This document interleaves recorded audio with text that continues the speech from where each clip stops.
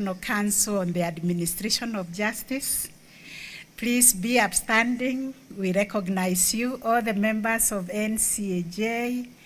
Thank you very much for coming.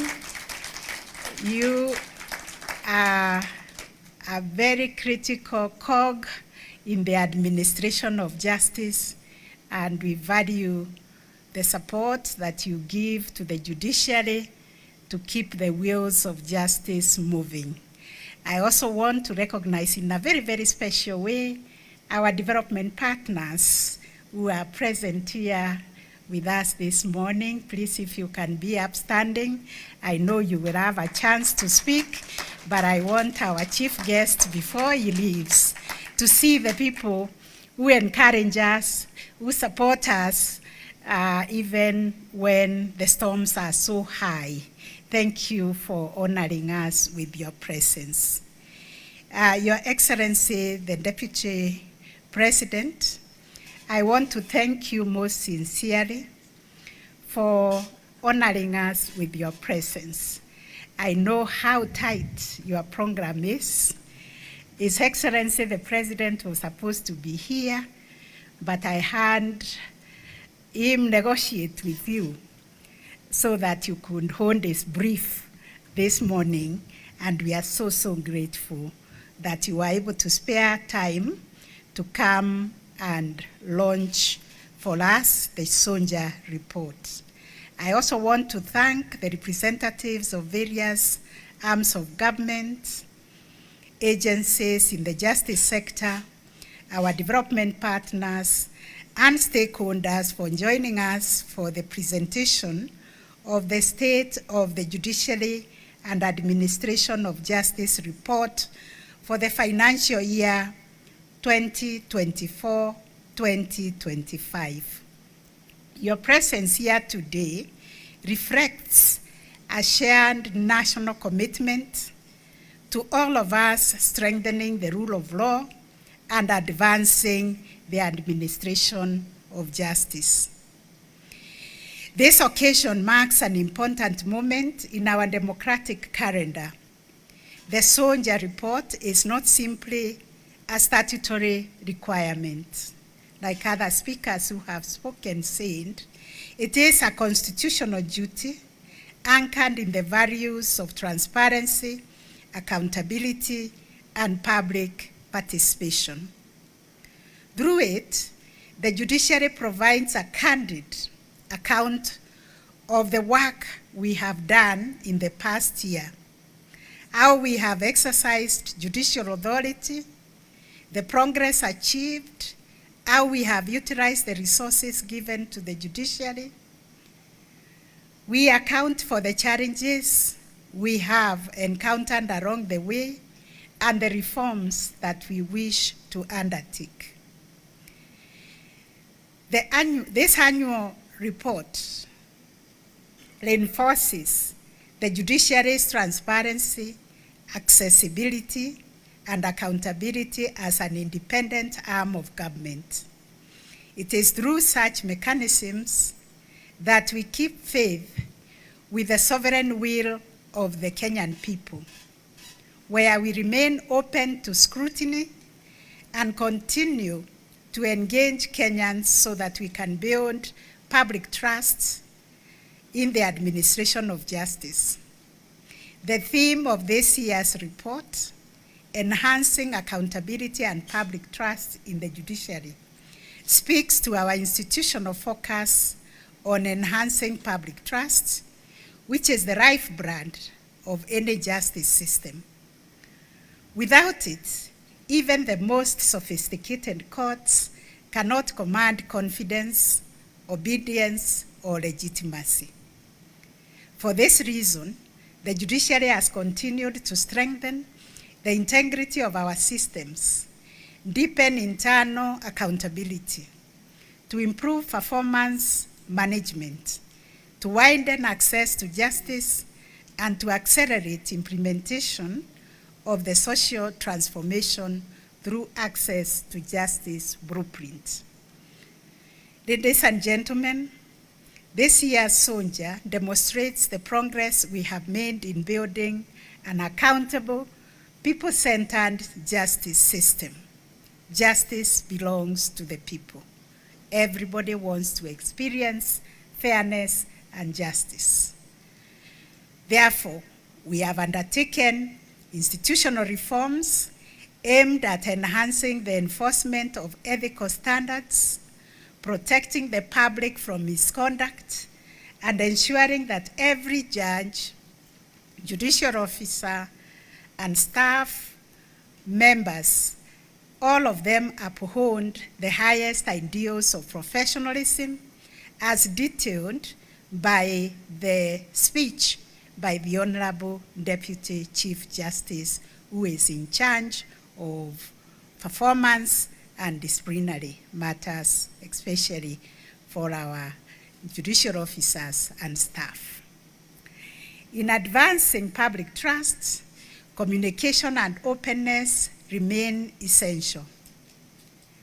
We strengthened the institutional communication through the establishment of the Judiciary Spokesperson's Office, operationalization of the Judiciary Call Center, and held the inaugural Judiciary Dialogue Day, a milestone participatory platform where we invited citizens in all the court stations. We invited partners and stakeholders where they engaged directly with judges, judicial officers, and staff across the court stations in the country. In addition, our court stations held open days, breaking down barriers between the courts and the communities they serve, and enhancing transparency and accountability at the grassroots levels. Your Excellency, the Deputy President, our guests, access to justice also improved significantly during the last financial year through expansion of the judiciary's physical and digital footprint. We continued to grow judicial presence across the country by operationalizing new courts and sub-registries. These include a new Court of Appeal sub-registry in Garissa, bringing the total number of the Court of Appeal sub-registries to 6.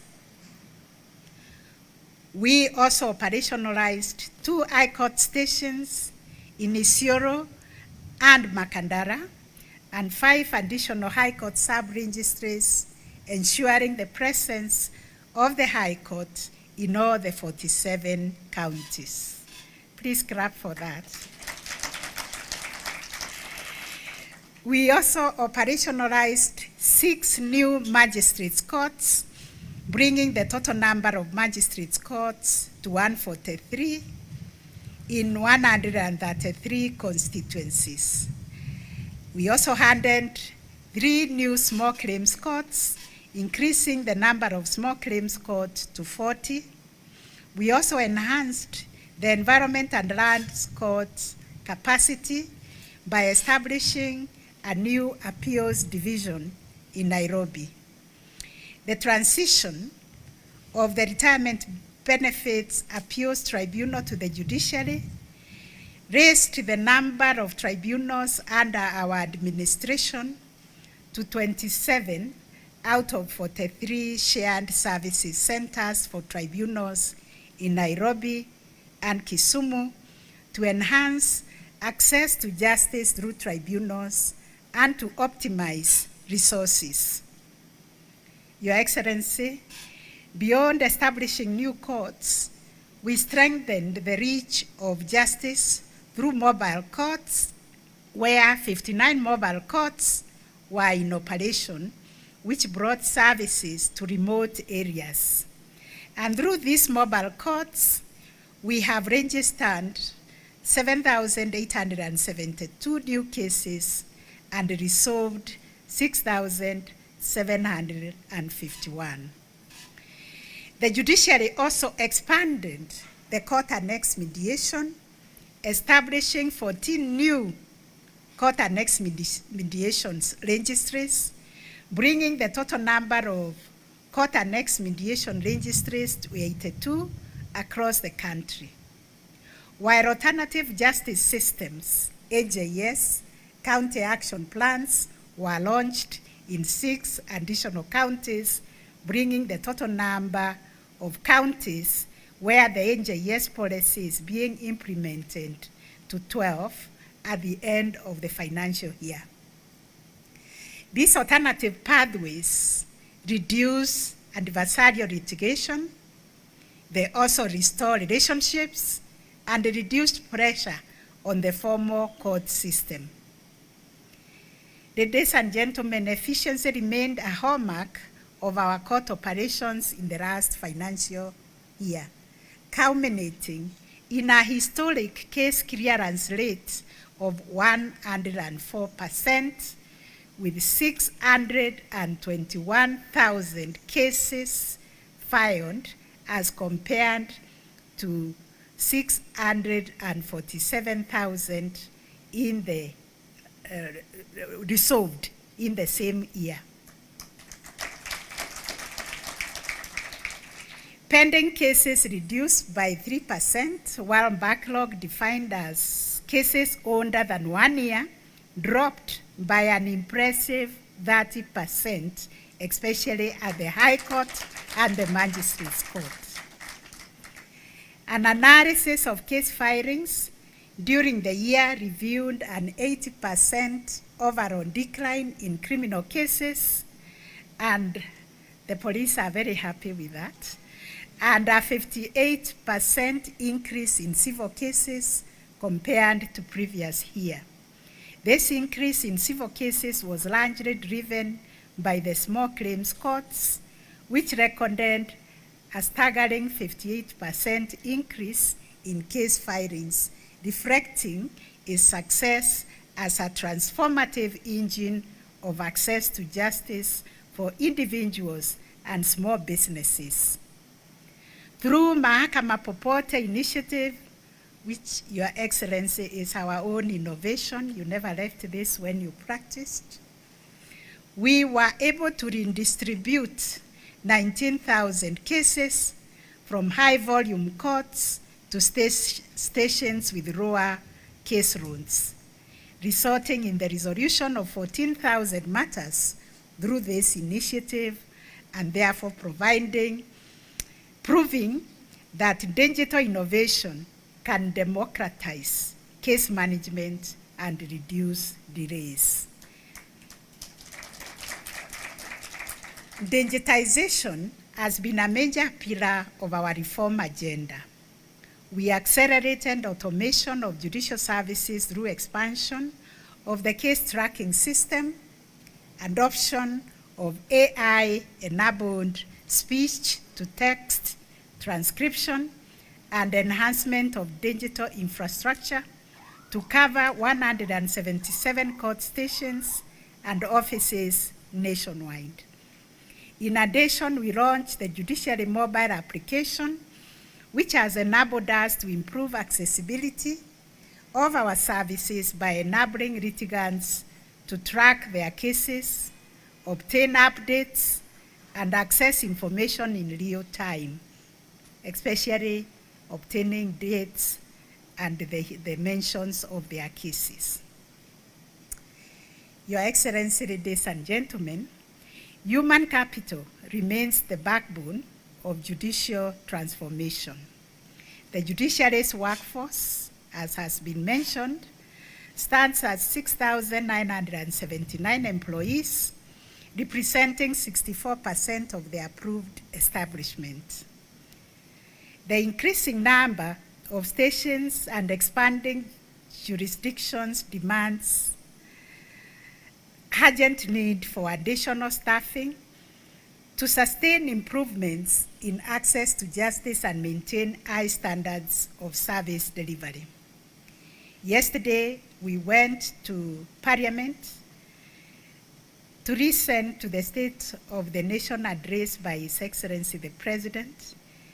We had to run away, me and the Deputy Chief Justice, because the members of Parliament are reaching out to us to open a court in their constituencies. and we don't have money to open. So we told them to allocate us money, and then we'll be able to hire staff, because they said they can even build the court for us.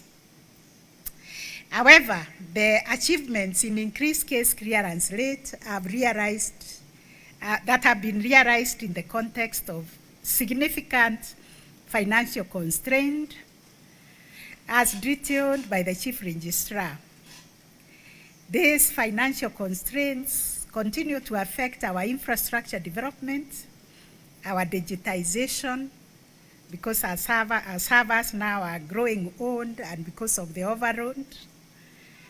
If there is anything that keeps me up at night, makes me lose sleep, is to imagine that we are going to lose the gains we have made in digitization. We also need to recruit judges, judicial officers, also for the tribunals, and we need to increase our capacity in terms of training and other operational capacities. In addition to launching the SOJAJ today, we are also launching or unveiling the Social Transformation Through Access to Justice Blueprint Simple Guide, one which is user-friendly, one which can be a simple companion, and one that distills the core ideas, vision, and priorities of SOJAJ. We want this to be accessible in this format for public consumption. This guide is designed to demystify our judicial reforms agenda. It's also meant to clarify the judicial transformation journey and empower judges and judicial officers, staff and citizens, our partners, our stakeholders and justice actors understand in a meaningful manner what SOJAJ is all about, and also to participate in our people-centered justice agenda. This simplified guideline reflects our commitment to transparency, civic education, and ensuring that Kenyans not only access justice but also comprehend the systems, the processes, and the values that animate it. By providing clear explanations of the outcomes, strategies, and priorities that we are pursuing, and the role of each actor in strengthening justice delivery, the guide serves as a practical tool for fostering partnership and accountability in this reform journey in Kenya and beyond.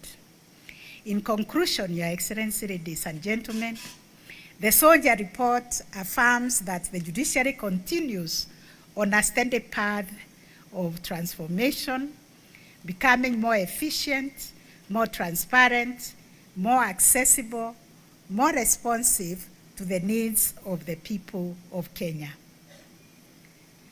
Our progress is the result of dedication of judges, judicial officers, and staff, and the invariable support that we receive of our partners across the government, civil society, professional bodies, and the private sector. I wish to extend my heartfelt appreciation to all of them who have contributed to last financial year's milestone. This is work of our collective efforts that has taken us this far. And with those remarks, it is now my honor and privilege to invite His Excellency the Deputy President of the Republic of Kenya, Professor Kithure Kindiki, to deliver a speech. Thank you, Your Excellency.